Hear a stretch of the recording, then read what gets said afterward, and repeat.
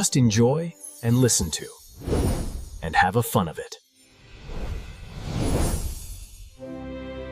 Hi, John. Just have fun. Story radio station. Just sorry, Loyan. Hello, everyone. Great to be diving in today. Before we really get started, just a quick reminder, please remember to subscribe, like, and maybe hit that notification bell so you don't miss out. Absolutely. Okay, so today's topic, it's a big one. We're doing a deep dive into something really fascinating, but also, let's be honest, notoriously difficult for outsiders. We're talking about the Korean system of honorifics, right? Gendaemal. Exactly, honorific. And, we picked this because it's something so many non-native speakers really grapple with. The sheer complexity of the rules around respect and hierarchy, it's intense. It really is. It's way more than just grammar, isn't it? It feels more like a detailed social map you have to navigate very carefully. That's a great way to put it. You're not just learning how to say something, you're constantly figuring out who you're talking to, who you're talking about, and your place relative to them. Yeah, which can be overwhelming. But what I find truly impressive and kind of the core of our discussion today is how this ancient system, rooted in this really strict hierarchy, is actually evolving now. It seems to be moving towards a culture that values maybe mutual respect. Yeah. More horizontal relationships. Precisely. And that's the tension we want to unpack. How does this incredibly complex system work? Where did it come from? And crucially, where are these changes happening? How is it adapting? Okay, let's get into it. Part one. Where does this all start? The history. Well, if you trace Gendaemal way back, its foundations are deep in Confucian philosophy. Think about the core tenets, emphasizing these very fixed social roles. Like ruler and subject, parent and child. Exactly. Father and son, elder and younger. It established this highly stratified social structure, very vertical. So Gendaemal wasn't just about being nice then. It was more like a system, a protocol enforcement mechanism. That's a perfect description. Think about it like regulated seating arrangements or specific clothing rules they had back then, based on rank. Okay. So violating the language rule wasn't just rude, it was like breaking a visible social law. It made status impossible to ignore. Absolutely. Yeah. Language was a constant reinforcement of that hierarchy. Yeah. And then, fast forward to the 20th century, during standardization efforts, honorifics were consciously, explicitly chosen and standardized. They're meant to symbolize Korean national identity, morality, cultural sophistication. So it became loaded with meaning. Very loaded, which led to it being called a troubled emblem, a source of immense cultural pride on one hand. But also friction. But also, internal friction, especially around issues of social equality and whether that strictness still fits. Okay, that makes sense. Let's dive into that famous complexity then, the part that makes learners, sweat a bit. Right, the structural complexity. Why is it so uniquely challenging? You mentioned something about multiple targets. Yes, this is key. A speaker has to simultaneously manage respect for 3 independent targets within a single sentence. It's not just about the listener. 3? Okay, wow. Think of it like a linguistic mixing board.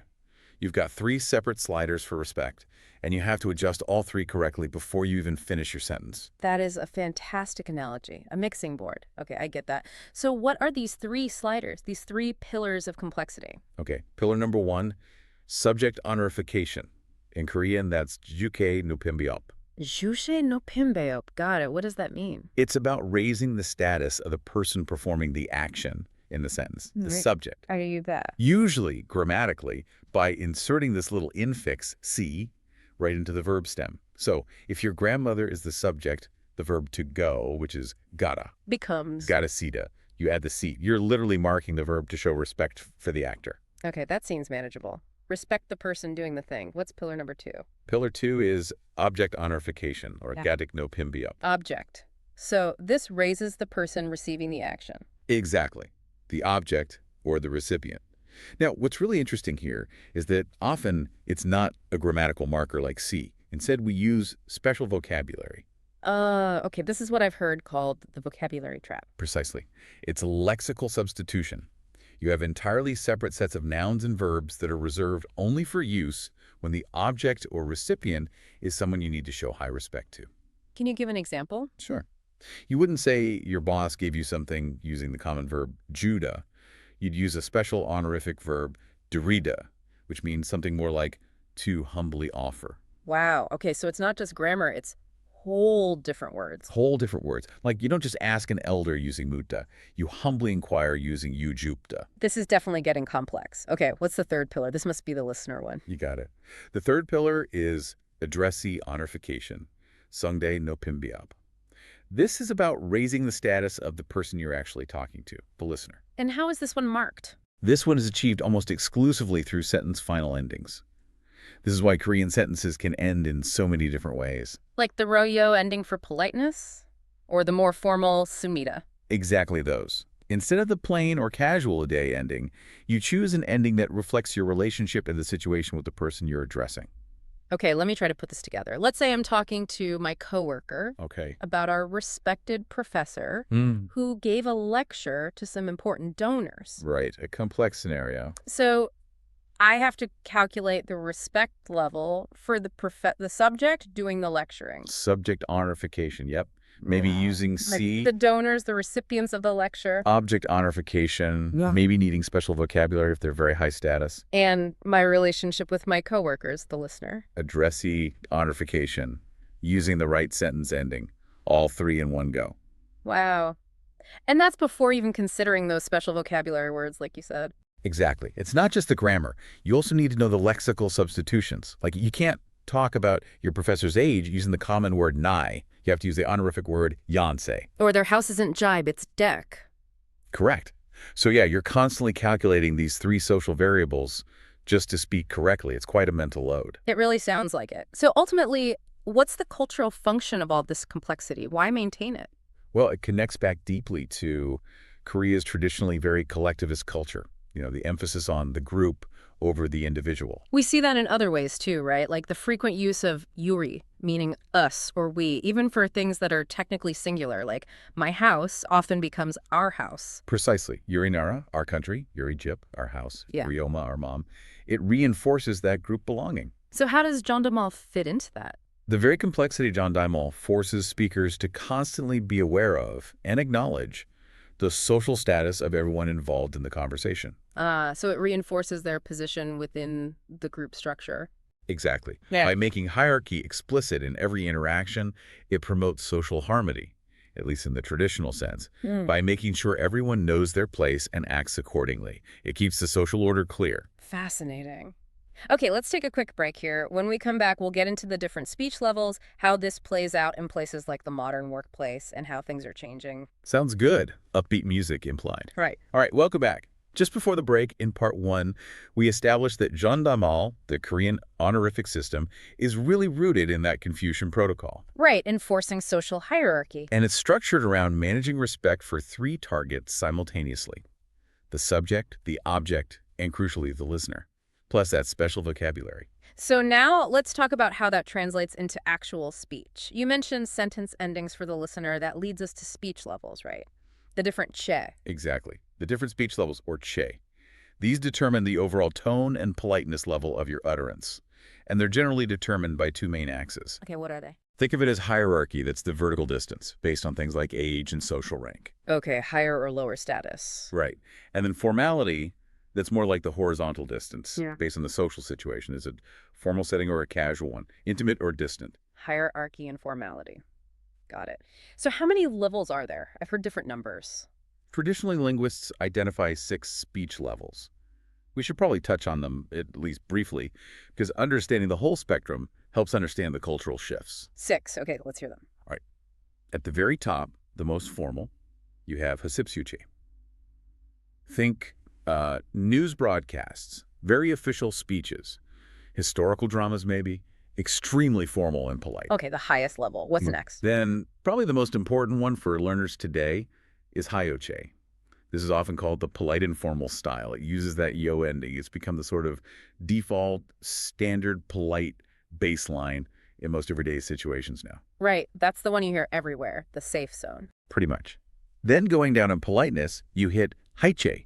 This is the casual, intimate form, also known as banmal. This is what you use with close friends, family, people much younger than you. Banmal. Okay, the casual talk, that's 3. Then we have haigeche, which is somewhat formal, but also implies a bit of authority from speaker to listener, maybe an older person to a son-in-law, traditionally, less common now. Okay. And harasha is often heard in commands, like in the military, from a senior to a junior. It's blunt, direct. Authoritative. Yes. And finally, there's hache. This one's fascinating historically. It was quite formal, used by people of middle rank, perhaps, or sometimes by officials, but Heard that. it's nearly vanished. Why? Because it got strongly associated with kind of bureaucratic or authoritarian figures during certain periods. After Korea's democratization movement, the younger generation consciously rejected it. Wow, so speech level just died out because of its political baggage. Largely, yes. It's a powerful example of how language isn't static. It really does respond to societal values and political change. People stopped using it because they didn't like what it represented. That is fascinating. Okay, so with all these levels, let's pivot to the practical side for someone learning Korean. What's the biggest danger zone? Without a doubt, it's using banmal, that casual heche, too early. Ah, the informality trap. Exactly. Outsiders, especially from cultures where informality equals friendliness, often mistake friendly behavior from a Korean person as an invitation to immediately drop the politeness levels. But that's not how it works, is it? Not usually. In Korean culture, generally, the established relationship and intimacy precede the language choice. You don't use casual language to create intimacy. You use it because intimacy already exists. So the practical guideline is? Think of the system as high-risk management. When in doubt, if the relationship is unclear, if they're older, a stranger, a senior colleague, you absolutely must default to the polite forms. Hayoche or even hasipsioche in formal settings. Correct. Always err on the side of politeness. Never assume intimacy allows for banmal until it's explicitly negotiated or very clearly established. And consistency is key too, right? You can't mix levels within the same breath. Oh, definitely not. It sounds incredibly jarring and, frankly, disrespectful.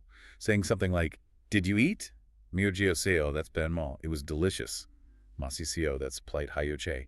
It just doesn't work. Right. It's like you're talking to two different people. Exactly. Stick to one level. And always use titles, like adding sisi or the more respectful nim after names when addressing elders or superiors until you're given permission not to. And using the right verbs too, those special honorific verbs we talked about. Absolutely essential. Even if your sentence ending is polite, using the plain verb instead of the honorific one can still be perceived as impolite if you're talking about a superior's actions. Asking, "Did you eat?" as meogeoseolio is okay, but siksa hasyaseyo, using the honorific verb for eat, sikshada, is much better when addressing someone significantly senior. Okay, lots to keep in mind. Now, let's shift to where this really causes friction today. The modern workplace. Yes, this is where the old hierarchical system often clashes head-on with newer expectations about equality and respect. The big issue is something called unilateral lower speech, or ilbongadak. Ilbongadak, what does that mean? It means one-sided lowering.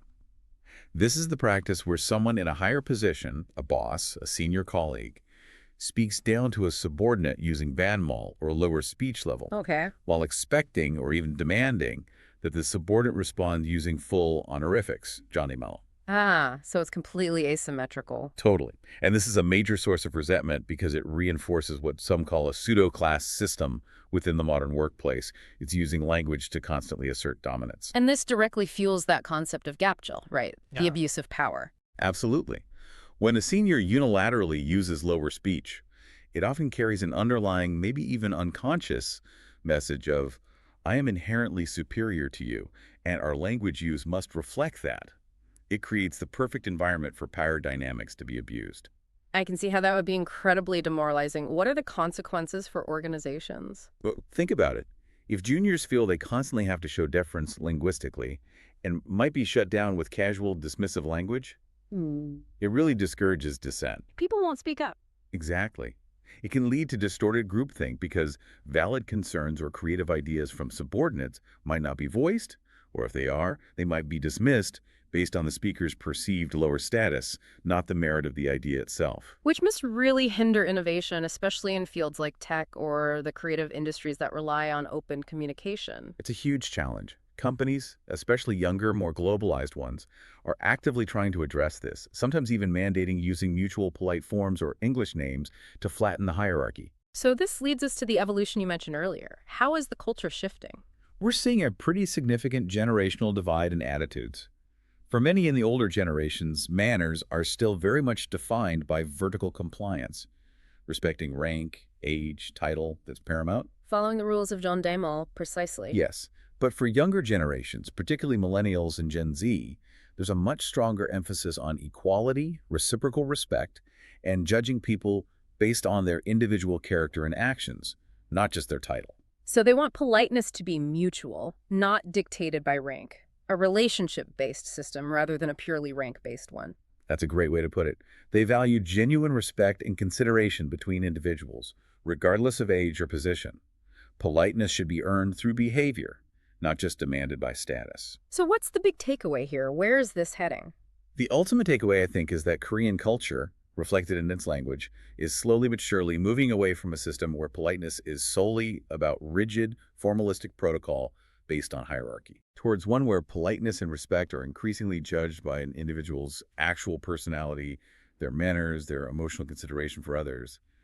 The language itself is adapting like the rise of hyoche as the default to better reflect this growing cultural value placed on more horizontal mutual relationships. That really was an insightful deep dive. We've gone from ancient Confucian roots through that incredibly intricate three-pillar structure and landed right in the middle of modern workplace conflicts and cultural evolution. It's clearly a living, breathing social system. It absolutely is. And it makes you think, doesn't it? If language really is a kind of societal contract, what does the gradual fading of hyperformal levels like haoche and the dominance of the more moderate, flexible hyoche tell us about where Korean social relationships might be headed in the future? That's definitely something for all of us to mull over. Really fascinating stuff. Thank you for tuning in and exploring it with us. We hope you enjoyed this exploration.